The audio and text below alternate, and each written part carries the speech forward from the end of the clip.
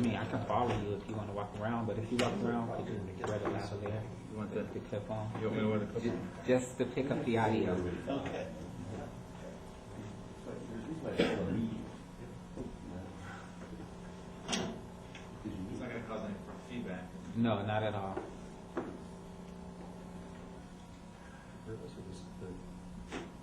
It's off and on button.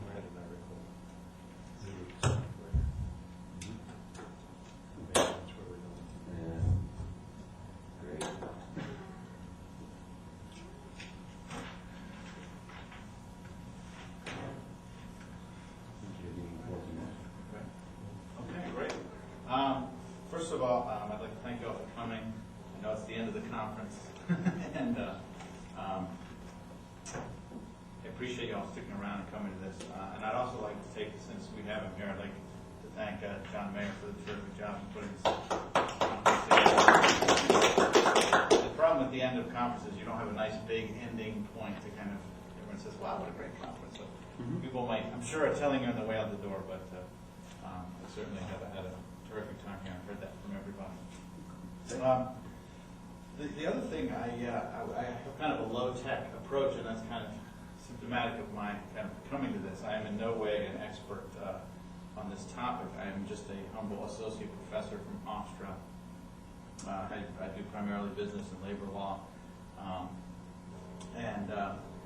certainly not the person who I make no claims to have come up with this idea or that it's some sort of original notion. In fact, talking to John, it's something that he has thought about for quite a while. So why am I here talking about it? In some ways, I hope that I'm symptomatic of maybe a turning point. If I can say, hey, this is a good idea, and write it down, then it should be something that's accessible to almost everyone out there. And so what I've done is just kind of laid out this model, but I want to talk a little bit first about what exactly an open source casebook would look like, and the advantages it would have not only the current hardbound casebook, but also over an electronic casebook that might be developed by a publisher like Wes or LexisNexis, something like that, Aspen. Because I think now is the time when you're going to start seeing a shift. I think even though a lot of professors are still uncomfortable with technology, they're beginning to come to grips with the fact that, hey, it's kind of a necessity, right? I think that you can look at a lot of different indicia, but the internet is so popular, email is so popular, it's really becoming something that's almost, and I think a good example of this are the legal blogs that are just starting to take off. You see the number of blogs really increasing, the number of hits, the number of people going to them, the exchange, the dialogues that goes on is really carrying over and getting some really interesting material. So I think in terms of the familiarity and the comfortableness with the technology, that's really starting to hit a turning point. And what's going to happen is, I think in the future, the big, thick casebook that we're all used to, and we may have a psychic attachment to, in fact, that's one thing that when I bring this up, people often say, well, but I like the textbook. I like the nice binding and the gold leaf, and it looks nice, it feels substantial, and students say, I show my parents, look what I'm doing, and they say, it must be important in a book like that. Wow, that's terrific. But I think the advantages of an electronic approach are just going to start to soon outweigh that book, and the book is going to become, I think the first step will be there will be kind of an electronic side component with the book that you can use and access. And then as students just start using that more and more, ultimately I think you're going to see the casebook itself turn into an electronic form. So what would be the advantages of having some sort of electronic form of a casebook? I think the biggest advantage, and this is coming at it from a professorial point of view, the biggest advantage is flexibility, right? Because as a professor, 3 years into it, I'm already kind of straining against the constraints of my various casebooks, right? To some lesser and greater, depending on the casebook, but I'm already saying, I don't really like that section, or I wish I could put in more cases on this, or I think that is terrific, but there should be more there. It's the kind of the old school way of doing that is saying, well, okay, don't read that case, right? You tell your students, don't read that case. And then here's a bunch of multi-lift materials, right? And I assume as you go on, the multi-lift materials become bigger and bigger, and the casebook section is bigger. And then ultimately, if you have the time and energy and initiative and the interest, you may in fact think about writing your own casebook. And we have at least one casebook author here. Are there any other casebook authors here? Okay, we have at least one. And it's a lot of work, but it does give you the independence of shaping the materials, right? And I think almost every professor feels some sort of desire to shape those materials to some extent. An electronic casebook is great if it actually can be changed around, because you don't have to start from scratch, right? That's what keeps most professors from writing their own casebook. It's just the amount of work it would take, because it's a fairly substantial amount of work. But if you had someone else's work, and then you could actually delete cases, add cases, right? Or if someone else came up with, the format might depend. What I'll talk first about is let's assume that you got the regular casebook, but in some sort of form you could change. For example, it was a big Word or WordPerfect document, right? Another way of doing it is having it be some sort of online website with links to the various cases, right? And there's actually an article by a professor at Arkansas, I believe, Robert Lawrence. The title of his article is "Casebooks Are Toast," and it basically says that he's gone to this electronic format, and it's just so great because it really gives him the flexibility. What he does is he uses his, I think it was a twin page, it might have been LexisNexis, similar approach, but basically he uses his twin page, he puts links to all the cases on the twin page, and basically those are his course materials, and he can link to not only cases, but also regulations, law review articles, and he makes it much more local. He spends a lot more time on Arkansas law, and he really kind of tailors the course, and he can also, the other thing is professors not only want to change someone else's materials to make it more their own, but they also want to change each year, right? You may want to add a case, you may want to take cases out over time, right? So the flexibility of being able to do that electronically makes it a lot easier over time than these multi-lift materials that have to be photocopied, that have to be changed, edited by hand often. Makes things a lot easier and makes things a lot smoother for students. I don't know if there are any studies on this, but it seems to me that students, if you have a casebook, they tend to think, okay, this is really what I'm learning, this big casebook here. These multi-lift materials, I'll pick them up at some point, but they're kind of extra, right? And even the statutory supplement, which theoretically should be as important as the textbook, I think often gets kind of short shrift. One thing, when you were talking yesterday, John, about new approaches to pedagogy, one thing I was thinking during your presentation that people didn't really bring up is this issue, not only changing teaching methods and changing approaches to students, but also changing our approach to the law, right? We have this very common law-centered notion of the law school. And I know Ed Rubin, who's taking over as dean at Vanderbilt, is bringing a completely new approach. I think it's going to be a lot more administrative, statutory, regulatory. And that's something that you can integrate a little more easily with an electronic casebook. If you have a set of electronic materials, you don't have to worry about having a statutory supplement in the casebook itself, right? And you can change these things quickly. Right now, again, it depends on the electronic format you use. If you have a website, you can change them instantaneously, and they'll be changed for the students. If you have a file, electronic file that you distribute to students, you might have to send them, you might have to change it and send them a new one, or you might have to send them a new file to be added into the old file, that sort of thing. But in any event, much quicker and easier to change. And in terms of the loss, I think there are, the attractive binding certainly is a loss, and I think there's something, people have an attachment to that. I don't want to discount that too much. There's also the concern about paper, right? It's harder to read electronically. But I think the key to a lot of this, I mean, obviously you could print out an electronic casebook, and if you really wanted to make it like the old casebook experience, you could take an electronic casebook edit it, make the changes, and then send it off to be bound. And it might not have the same effect. It might, again, this is something that I'm not an expert on in terms of whether casebooks actually are easier to read because they're easier to flip open, that sort of thing. Obviously the binding does have its advantages, but you could get the written form of your casebook down and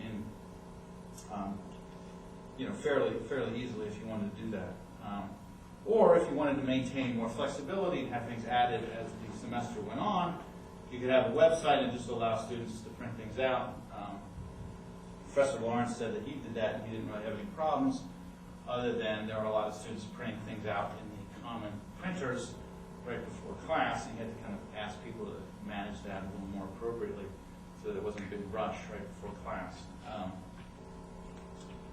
But because of the quality of printing, laser printing these days, as opposed to back when I was in high school we had those dot matrix things, I think that is the quality of publishing that you can do on self-publishing is just so much better these days that the loss in going from a published textbook to a self-printed out paper really isn't all that substantial in terms of readability. So it seems to me that the obvious way to proceed at some point, right? Again, this is a question of when does the technology catch up with everyone? But the obvious way to proceed would be for you to get some casebook that you liked that had the materials you generally wanted to use, but then allowed you to change it as a professor, right? And then send it off to students. And one thing I didn't mention is in electronic form. It might be easier for students to take notes, right? They could look directly at the thing. They could highlight passages directly onto that. They could take notes during class, right? Laptops are pretty ubiquitous these days, and it might be easier for students to take notes directly onto the casebook. Casebook these days, there is room to do that, but you're kind of writing on the side. This will give you, again, students a little more flexibility to add and subtract. I think if things were kind of left the way they are, and the institutions that are handling casebooks kind of left to handle them, namely the big publishers like West, Lexis, Aspen, Foundation, which is now part of West. If they were left, basically, I think what would happen is you gradually see the existing casebooks become more and more electronic, right? You've already seen a few casebooks that come with a CD-ROM and have different, they have the materials that were excised, like the DVD commentary into the casebook. They have deleted scenes, right? There are deleted cases that you can get on the CD-ROM and various other materials. Some notes, although the ones that I've seen haven't been that great. Even exams, any sort of course material that you could put into a file form, you can put on that DVD and send it along. Right? And then eventually, I think, as students become more comfortable, you will start to see all students buying DVD casebooks, making changes to them. There may, in fact, ultimately be, websites that West and Lexis would manage that would kind of contain course materials for a certain course that professors would then take and modify and change around to their own liking to some extent. And I think that would basically would be how it went. You would take pre-existing intellectual capital, basically the casebooks that have been done already, and gradually kind of transform them into this new electronic format. My thought on this is that maybe what we could do is instead start over right now before people have kind of been invested, right? Just as people are invested in the casebook right now with their course materials, you might eventually be invested in a certain website where the course materials that you use for your course are all set up by Westlaw or Lexis. And you put all your notes there, you put your exams there, you put your additions there, you make your changes there, it becomes very easy for you. People aren't really locked into an electronic system. And before people get locked in, I think we should at least consider the possibility that it would make more sense to, we as professors and those interested in coming along for the ride should instead upset and say, let's take back these casebooks and let's set up a whole new system. And this is basically my argument. And again, I certainly make no claim to a lot of tech savvy, and there are probably other ways of doing this. But this is the basic format that I have kind of thought about and put forth in the article. And it's basically this. What are, what I'm moving off of in setting this up is a lot of work by primarily Johan Benkler, who talks about Creative Commons, peer production. He has a lot of examples, for example, Wikipedia, and he really loves this example of people, this NASA website that had been set up. Basically, you could go to it and do a little work on mapping the craters of Mars, but like you only had like a little 5-minute piece of work you had to do. People were doing this for free, and some people would spend 5 minutes, some people would spend hours and hours on this website. Basically, the quality of the work, they basically would take, because they were having volunteers do this and not NASA scientists, they would basically take an average of each grid that was done. They'd have X number of people do each grid and take the average and look through the errors and that sort of thing and take the average on that. And they found that the quality of work that was being done by basically amateurs, when you averaged it out, was pretty much on par with the NASA scientists. And Benkler is really fascinated by why would people do this work for free? It doesn't fit in any of the economic models. And you might be asking yourself this by the end of the presentation, because the way I had this set up is you could have this a paid system, but my argument is that we should start by thinking about it as an open source, unpaid system. Let me just try and lay it out real briefly. Basically, this is what goes into Casebooks, right? These are the traditional materials law. The traditional law is the case, of course, but the statutes and regulations fit in there as well. You have secondary materials. You have excerpts from law review articles, primarily in books. You have notes that the authors pretty much generate on their own, discussing other cases, summarizing cases, that sort of thing. And new development, or fairly new development problems, basically hypos within the materials for the students to work on. Now you could throw in some novel materials. I know there's a contracts DVD that Duke has. I haven't had a chance to look at that yet, but they basically tried to kind of revamp the course materials by putting in video, audio. You could put in computer exercises, and then put a question mark, because there's probably things out there that I'm not aware of that you could add in. But I'm sure there will be things in the future that you could add in. As long as you could reduce it to a file form, you could put it into this database.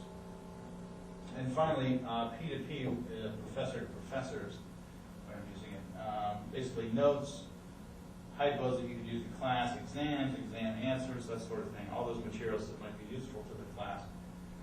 You could then basically reduce these to file form, right? So if you had a case, you could basically save the case in its entirety, right?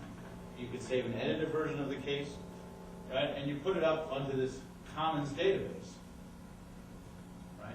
This basically would serve as a repository for all the materials that you might need to come up with a casebook.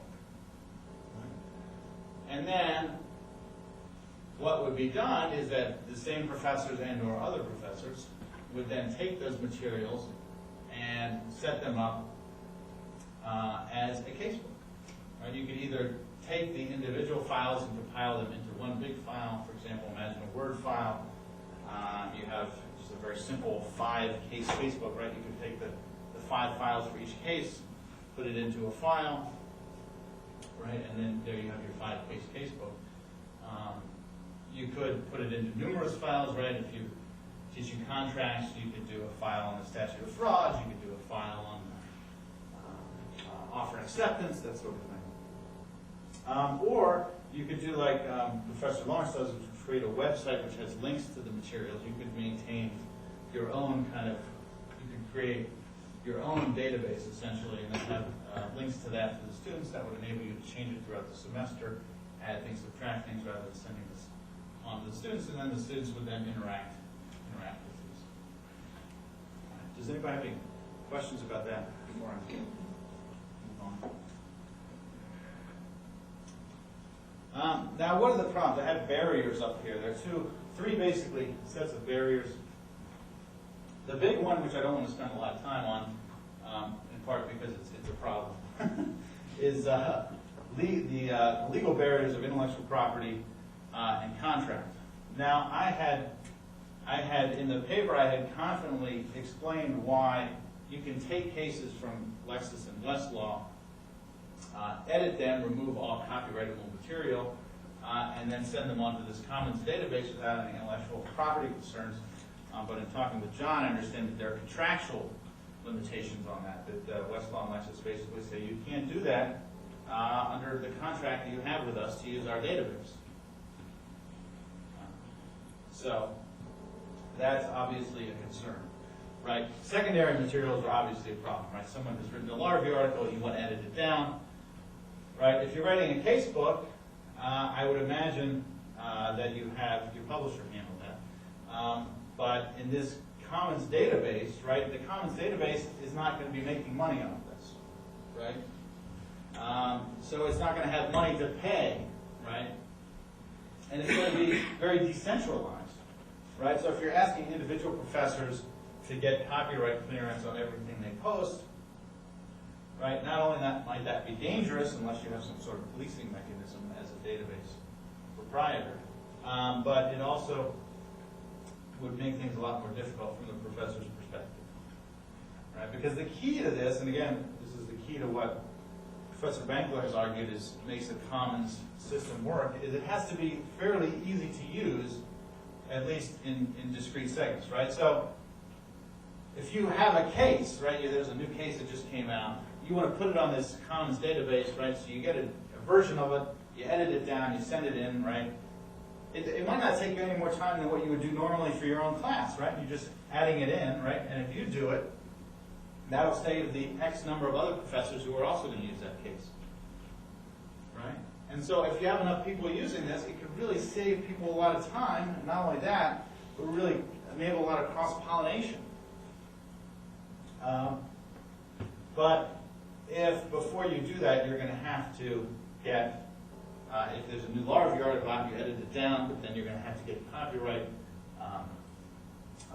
clearance, and you might have to pay for it, right? You can't predict the number of end users you're going to get.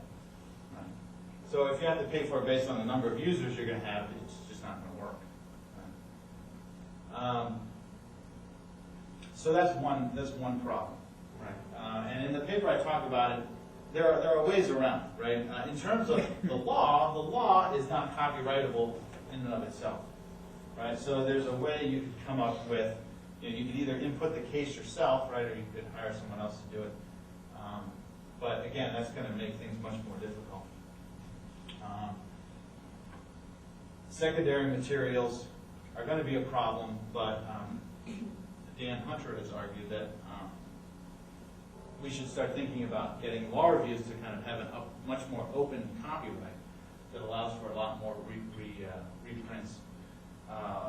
Larry Lessig has argued for this too. We might see a change in some of the legal secondary materials out there. With the growth of SSRN, right, that's also going to be something to watch.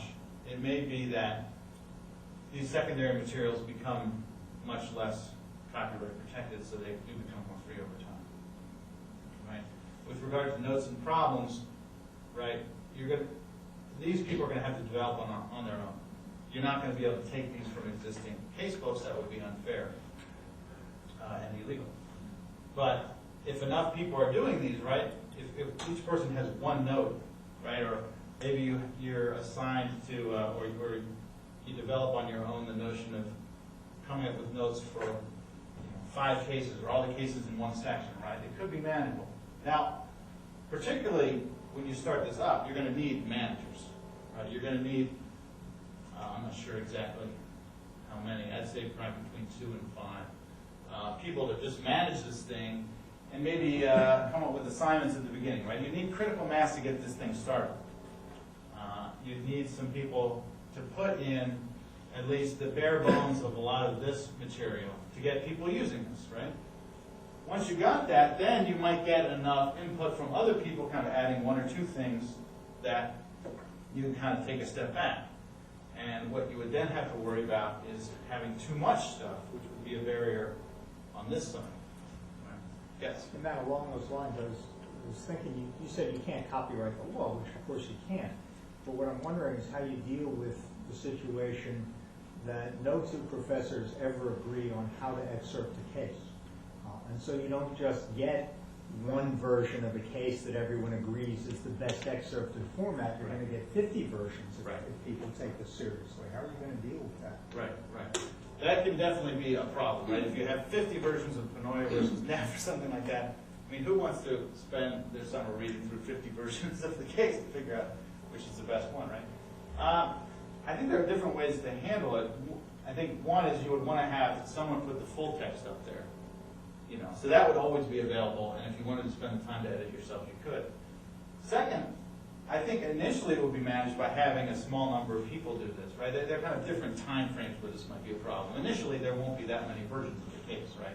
So initially it won't be a problem, but down the road, if it becomes really popular, then you could have 50 versions of the case, right? What you want to have is some sort of ranking system, and again, this is something that Tango talks about, right? Where people say, you know, I used this version and it was great, right? Or the person who posted it, just putting the person's name up there, I think, would indicate something. Right now, as a junior faculty member who's relatively unknown, this would hurt me, I guess, because no one would be clamoring for my edits of a case, right?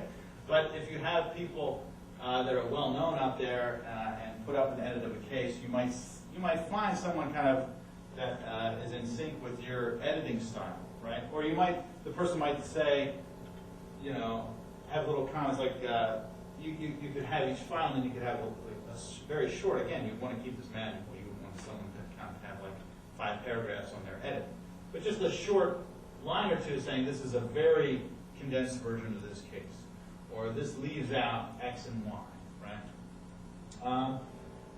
And I think after a while, particularly if you're putting your name up there, people wouldn't keep adding their own versions unless there was some particular reason.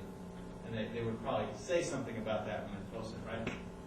None of the other versions up here include this, which I think is really important, right?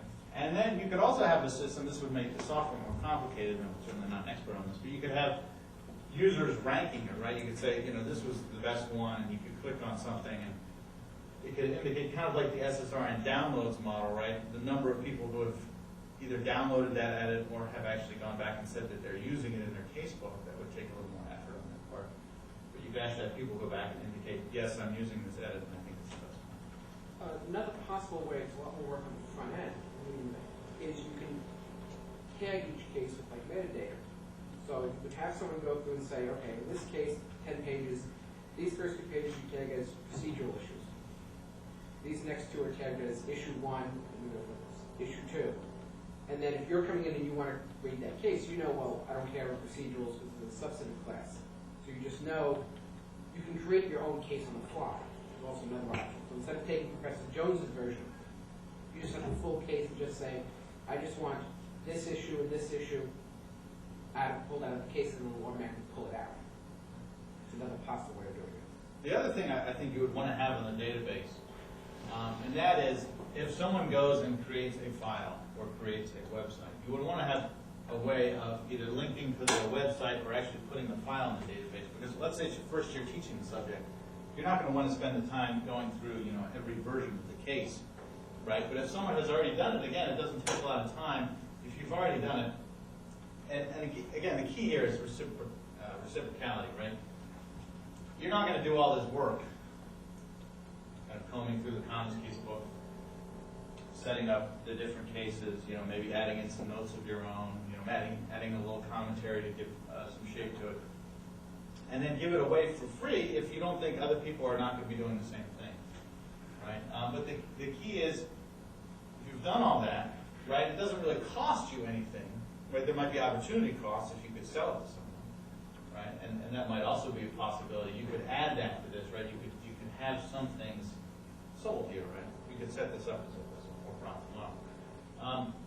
But I think people might also, professors might also even be willing to give things away for free if they get the sense that there's reciprocality and that they're getting not only the possibility to use other things that other people are downloading, but that they're getting prestige, right? Because that's obviously something that, professors generally put some sort of stock in. So it's about thank you. I'll start with your prestige comment. You talked about how a lowly associate professor might not be downloaded as much as somebody else, but this might be an opportunity for a lowly associate professor to make a name with excellently edited cases. Right. Second thing is, you could set it up as a requirement that every time you edit a case, you also put in teacher's notes. Why I edited it this way. Right. The third is, the collection of a single case edited 50 different ways with teacher's notes is an amazingly valuable thing to the first-time teacher, who will come in and go, wow, there's like lots of disagreement about how this case should be taught. And once you read the yin and the yang and the Sturm and the Drang of all those, you go, they would have a much better appreciation of the teaching approach that's possible to them as a buffet, rather than I'll just pick up one casebook or I'll look over another casebook or something like that. All sorts of secondary effects might come out of something like this that could be used for teacher education, for taxonomy of teaching various topics. And then, like you said, the last thing I wanted to say was, then by what the public or what the users decide to use, I use this. Maybe you also make a requirement there. Why did you decide to use this one over this one?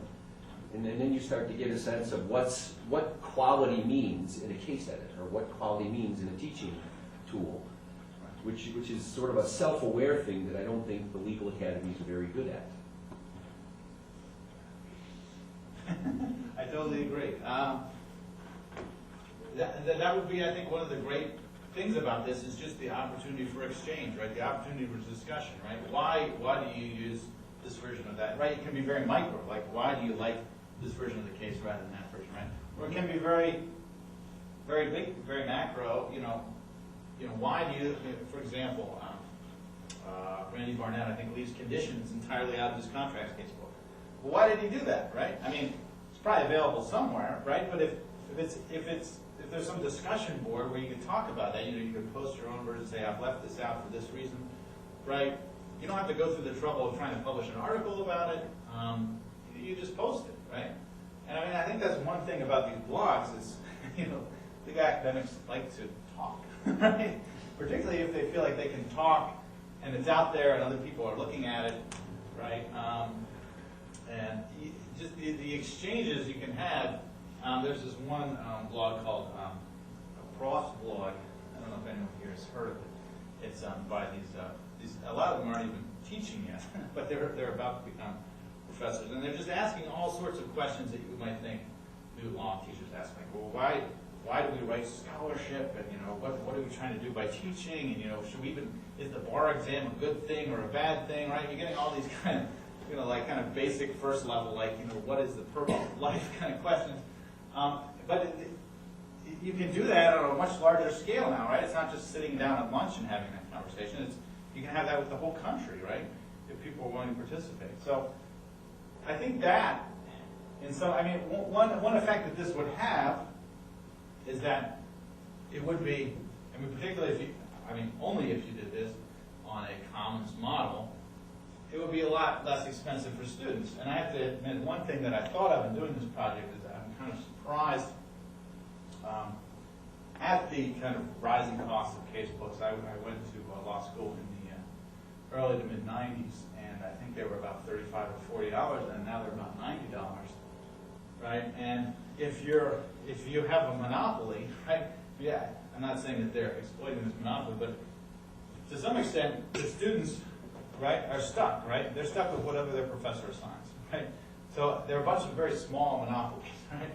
There's a bunch of them, but so the students really don't have a choice, right? So if the price goes up to $150, right? What's going to prevent them? At some point, I think the cost would be such that people would buy a lot of used textbooks, or they illegally copy them, and that sort of thing. And certainly, there's a ton of work that goes into on the professor's end. But my sense is that unless you have a casebook that just dominates the subject, like, for example, Duke-Minier and Creer and property, I think those professors make a fair amount of money off that casebook. But my sense, just from reading other law review articles about this, there are a few law review articles by casebook authors, that there's not a ton of money that you're making by writing a casebook. And you shouldn't do it if you want to make money. You should, what's motivating you is this desire to see your kind of pedagogical vision out there and accessible to others, right? And one thing that one casebook author says is, it's great, I have a casebook and I get these calls from other professors talking about, what I wrote in the casebook and how I do it, and, we have these great pedagogical discussions, and they really help improve the casebook, right? So this would be a way of really allowing for that exchange on a much bigger level, and you would have to have tools to manage it, but I do think it would be manageable. Because you'd want to have a variety of levels. You'd want to have some, prepackaged things for people who were interested in that and were just content using someone else's work, right? But you'd want to have the ability to go down to the micro level and talk about, well, should it be edited this way or that way, if professors wanted to go down to that way. So I do think this project, I'm mainly interested in this project because of this discussion of pedagogy that I think would come along with it. And also because I think it would help make these things accessible much earlier, right? Most people are very happy using their textbooks. It's an easy thing, right? You don't have to think about it too much. Whereas if you kind of had to come up with your course materials, and you might, it might be easier for you to say, oh, well, maybe there's a video file that I might want to include, or maybe I want to have some links to some CALI lessons, right, that I think are particularly interesting, right? I think that would make that go faster. It would be easier too, because you'd have other people kind of doing it along with you. And I do think that if we just sit back and wait for the publishers to take care of this, I think eventually they will maybe do something that has some of the benefits of this, but it won't be the same thing because they're just not organized around the same principle of, let people do whatever they want, wherever they want, right? If the market drives them that way, that's where they're going to go, right? But, they're a for-profit entity, right? So it makes sense for them to say, well, what is the thing that's going to kind of maximize our profits, right? That was one fascinating thing in the SSRN discussion yesterday, is that it's a for-profit company, but that's not one of their goals is to make profits, right? So it's how they're in a very dicey situation, I think, because they have to act like a nonprofit, but in fact they are a for-profit, and that makes some people a little nervous. And I mean, you could set this up as a for-profit, right? You could do an SSRN and have something like this on a for-profit basis. And you could either run it for-profit, or you could do what SSRN says is, we're going to make sure that this covers our costs, right? So we're going to have to pay somebody to set this up, right? We're going to have to pay for the database, memory, obviously. We're going to have to pay for the. This is where my lack of technical savvy will shine through. But we're going to have to pay for all the accompanying database requirements, internet accessibility requirements that it's going to take, right? And we want to do this independently. We don't necessarily want to do it through a university. Perhaps might be a decision that might be made, right? So we're going to make sure we are going to charge people. We might have some sort of subscriber cost, right? Professors might have to pay some sort of fee to participate in the system, right? I mean, you can do it that way, right? But if you do it on the SSRN model, what you're trying to do is just basically cover your costs, and your main thing, like SSRN says, their main thing is to allow free accessibility to research. The main thing of an SSRN-like entity in this situation would be to allow free access to course materials by professors and ultimately students, and allow for much more flexibility and interchange on that level. So that's my presentation. If you're really interested in hearing further comments and thoughts from folks. This is more a question for everybody here, I guess. So you set something like this up, and the first slings and arrows will come from the casebook authors, saying, well, that's crap. My stuff is good. And there's no defense against that, certainly not in the early stages. But see, I don't know what my question is necessarily. I guess I just want to say that even that would be good, because that opens up a conversation about what is good. Right. I don't even know if they would say that, because for a law student's point of view, back when I was a law student, a casebook is just edited cases. What you get out of it is what the professor puts into it. I mean, my torts professor here taught torts in the way he said, don't bother buying, a third-party, manual or something, because I'm keeping it a totally different way. He had a totally different view of the area of law. You had Dick Wright, right? Yeah. Exactly. Oh, God, yeah. So he used a regular casebook, but he taught it differently. His underlying concepts of what a tort was and all that sort of thing. So, and how many ways can you really edit a case that's really substantially different? I'm not sure there are that many. I'll just jump in. I mean, you can edit to shade your particular viewpoint, but before you get that, I think one thing I don't want to come out of this project is this notion that anyone could do a casebook and it would be as good as the casebooks that are out there. I mean, that may be an implication of what I'm saying. That's not where I want to go, right? Because first of all, it's not just editing cases, right? You have the cases, you have the selection of which cases you write. That takes a fair amount of time. You have how you're going to arrange them. That takes a fair amount of time. But then you have the secondary materials. You have these notes, right? And the notes can really take a lot of work. That's what I'm talking to casebook authors. Because notes is where you kind of say, well, this is actually what the law is, and here's one case that's kind of interesting, and we're going to take an excerpt of that, and then here's a string side of all these other cases, right? That can take a fair amount of time, particularly if you want to keep current.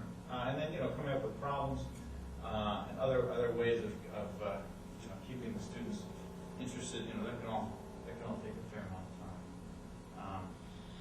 But I guess that's one of the reasons why I want this to happen, right? Is because I kind of like to do my own casebook, but I don't want to do the work, right? So if I had all these other people kind of engaged in this enterprise with me, it would be a lot easier, right?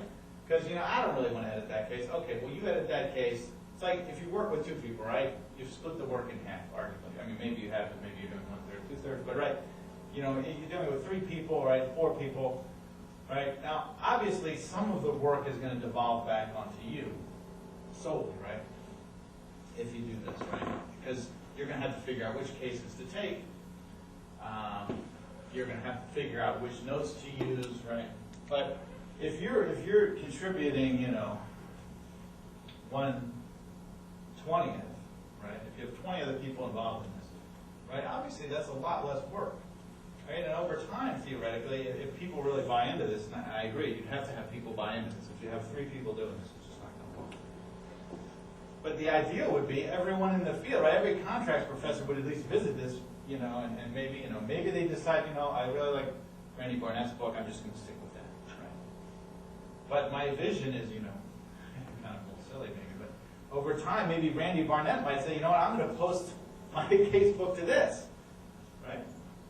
Because, I may not be making a ton of money from it, but even if I am, it's worth more to me to kind of get feedback from other people on it and become, maybe a big player in the database, right? Randy Barnett might have, his followers, he might say, he might have a lot more people adopting his approach if he does it this way, right? Because, just as an example, right, some people have told me, it's a really good casebook, but he's kind of idiosyncratic, he doesn't have conditions, So if you could add conditions to his book, right, without having to mimeograph all the pages or something like that, maybe he gets a lot more people using his approach.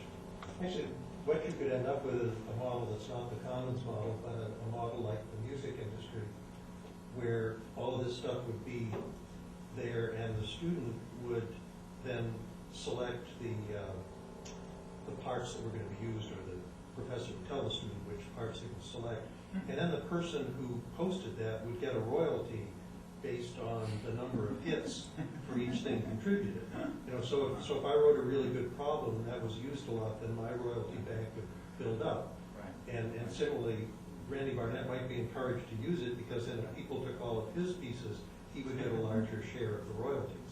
Right. They'd actually have something just like ASCAP does today. What does? Oh, ASCAP. Yeah. It's looking like a CALI author's cap, by the way. No, we used to have a royalty Yeah. system. Yeah. But the royalty doesn't necessarily have to be money either. It could be just a number, which represents a reputational. Yeah, but I'm thinking if it's money, then West, for example, might be willing to allow us to post their cases. All right. If they got a small fee each time one was used. I know they want a large fee. No, it's a small fee. I mean, that's the thing, I mean, like, I think the law reviews would be a lot, in terms of like, you could say, well, they're intellectual property rights, right? The law reviews are gonna be a lot easier to negotiate with than, Lexus and West law, right? I mean, Right, they're gonna oppose this to death, even though they may not even say that they oppose it to death. Because they have a huge upfront capital investment in the printing plant that costs them $10 million or $100 million in the 1980s. You know what I'm saying? With law reviews, though, there's multiple ways to do this, right? You can go to the law review people and say, negotiate with them, and whatever it is, there's 1,000 law reviews out there. You could go to the law schools, Right. especially the deans, and say, why don't you give us your law reviews? Or you can go to the law librarians and say, would you go to your deans to get the law reviews to give this to you? Or you can go to the faculty and say, give us your law review articles. Because they either have, or they think they have, retained at least their own copyright to do whatever they want. And so that's what makes that problem more tractable, because there's multiple ways to skin that cat. Another way to do it is you could either post such a small piece of the law review article that it's fair use, Fair use, right. or a link to the whole thing, and if you post a link, that's going to be okay. Right. And you can even post links to cases that are Yeah. in Lexis and Westlaw, but that gets a little squirrely when somebody's going to just want to pull it through, and stick it in the comment database. And you can get an awful lot of cases free in other places. Supreme Court is actually available pretty far and wide. Of course, all the circuit courts these days are posting everything from, you can almost find everything on the web from 95 forward in some public domain format. It's all the old cases that are the problem. And I think most case books, certainly in the first year, are made of older cases because of precedents that have been previously set. Am I wrong? Well, not pre-1920 yet. You have to go back to 1920 to be out of copyright. Oh, okay. Well,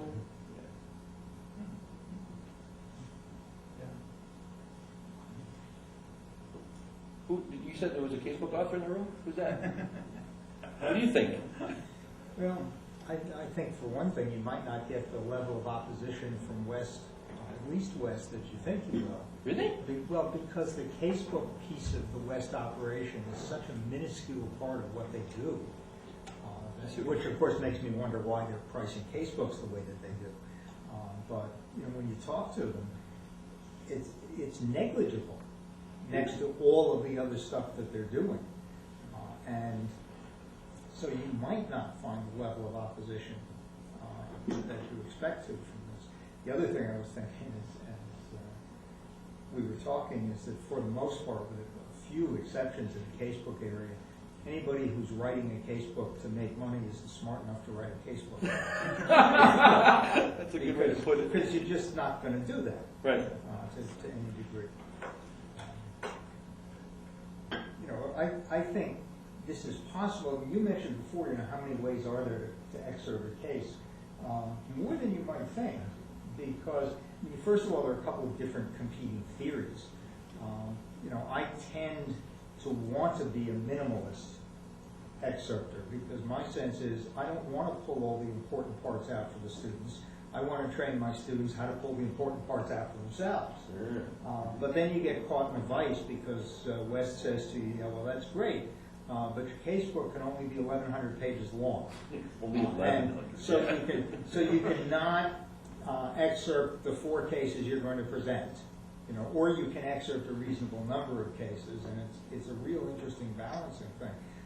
But you see different styles in different casebooks. Because some of the casebooks excerpt cases very heavily. Some of them treat them entirely in text because they want broader coverage. Others take what I think is a more traditional approach of, here's the case, pull it apart, find the important stuff, and then you'll be better equipped to do this kind of analysis. And even within that, there's lots of different variations. You're right. And then there's another layer, which is teaching styles, which says I've accepted it in a way that would be good for people who are in a hurry. I've accepted it in a way for people who want a deeper understanding and so on. That may have nothing to do with particular approaches. I mean, it almost becomes an end by grid of possibilities. Yeah.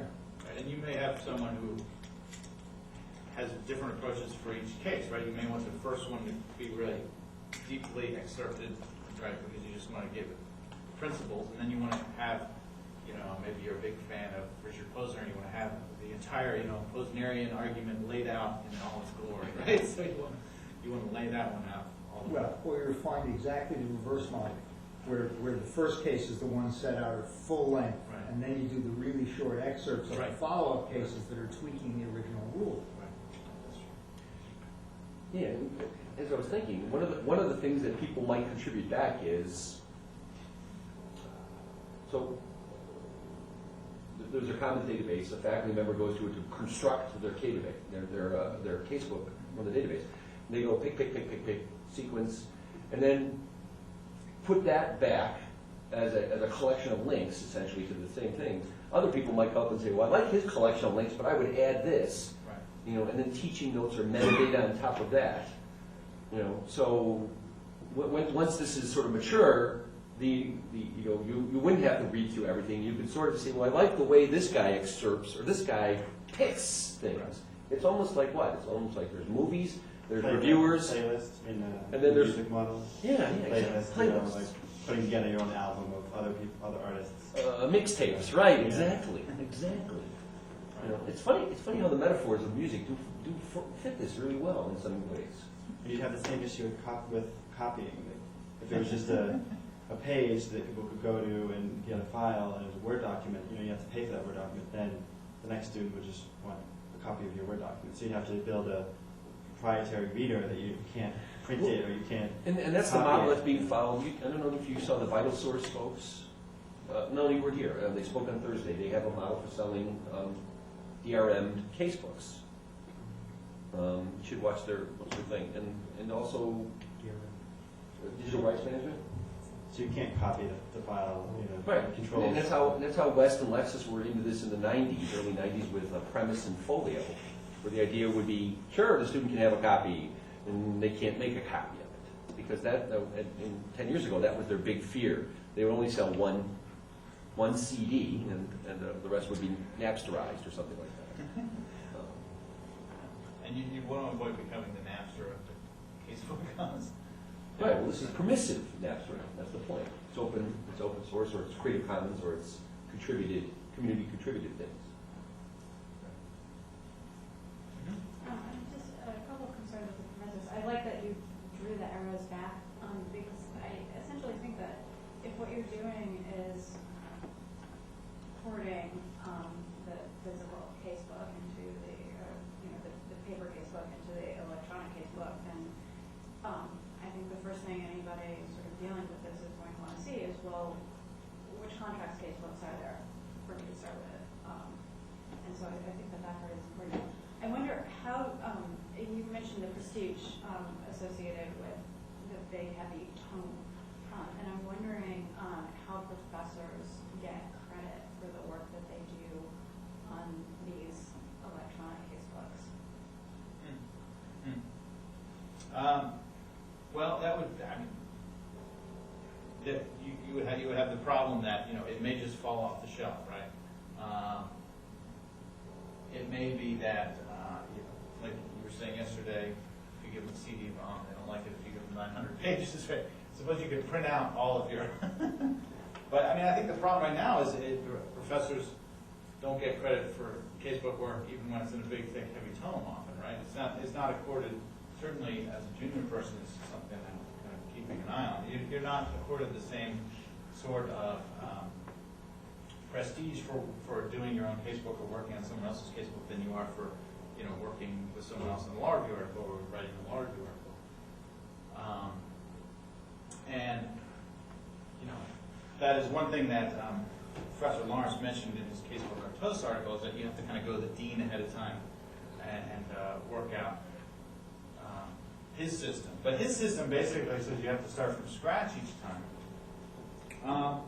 And you wouldn't have to do that here, like we were just saying, right? You could take what someone else has used and kind of piggyback on top of that. And hopefully this would be something that, over time would be evident, right? Other people in the field would know that, you've posted some interesting things, particularly in terms of notes or problems, right? Or, the little, one thing I don't have up here, I guess I included it in the notes, but kind of the overview at the beginning of the section, right? Someone writes particularly eloquent overviews of the statute of frauds, something like that. Right, that might really get you a reputation in the field. Now, right, whether that reputation within the field of, say, contracts professors would translate to your dean, right, might be something that you might need to leverage. But hopefully that would just, the same way that you get a reputation now for having, interesting thoughts during workshops, for example, right? It's something that word of mouth, I hope, would take care of to some extent.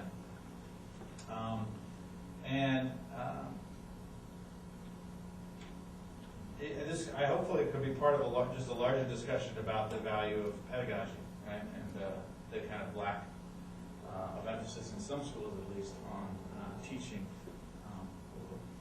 research. And I know at Hofstra that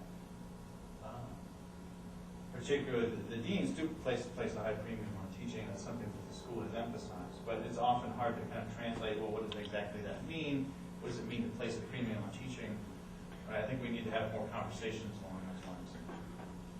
A political issue related to that, would this actually be able to be used in schools? Because at Hofstra, when a faculty member proposes a new course, they have to submit a syllabus and the textbook they're teaching from. I don't know how much weight that's given by the committee. But if instead of saying I'm teaching from this casebook, Kpop, which everyone knows or whatever, it's like, okay, I'm teaching from this casebook that I'm putting together last week. I mean, will other faculty accept that as a course basis, for example? Good point. Will it take a while? Could be. I can see them saying no, because how do I know the quality of what you put together, this casebook, is as good as something that's in their 5th edition? I guess my response to that would be twofold. One, most of these would apply first to established courses, right? So if you say you're teaching contracts, I usually don't have to get my casebook approved. Now, if I told the dean I wasn't using a casebook at all, I was using this new thing, right, it might be something that you'd have to kind of explain why you thought that was superior, right? But I don't think I have to, if I want to use my own multi-list materials, as long as it's not a new course getting approved, I don't think I would have to kind of explain that to anyone. In fact, some people would, I hope people would be impressed by that, but I would take the work to actually go out and come up with my own materials. The other thing is I think this would actually really help new courses get off the ground, because instead of, 10 to 50 professors around the country kind of coming up with their own multi-list materials and trying to figure out, well, what should I use for this, right? This is particularly good for courses without a textbook, right? Particularly seminars, right? Courses for which there is no casebook. Right, right. Because what do? You have to come up with it on your own right now, or you have, maybe 1 or 2 colleagues that you have, people you know elsewhere in the academy, right? But this would be somewhere, hey, I got this great idea for a new course, and here's the materials that I use, right? If someone else comes along, oh, why would you add this to that? You might have a whole new course, and then you could actually take that to the dean and say, there's a whole website devoted to this. Can I teach it? Maybe it might help give some sort of credence to it. Actually, I had this problem a couple of semesters ago, and there was only one casebook in the area I wanted to propose a course in, and I didn't like it.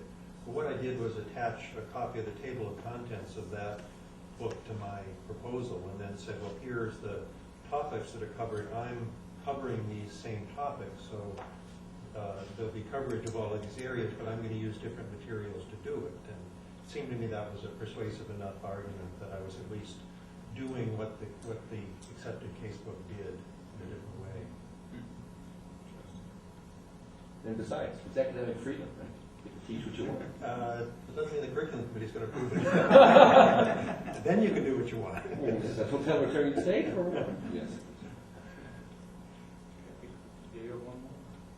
Oh, just a little bit of pessimism about the money part, which was that I was astonished at the video presentation to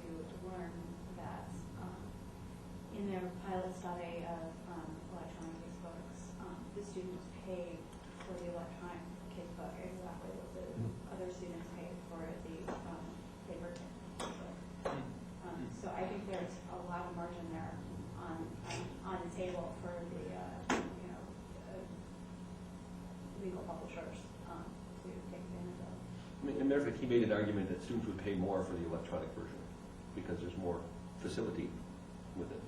And And I- generally, also, yeah, he mentioned that although it's sort of for students to have a book, the students find them very heavy and don't like them. Oh, That is- yeah. That is one drawback I didn't mention. I hit my back still. All right, well, I think we're out of time, but thank you very much.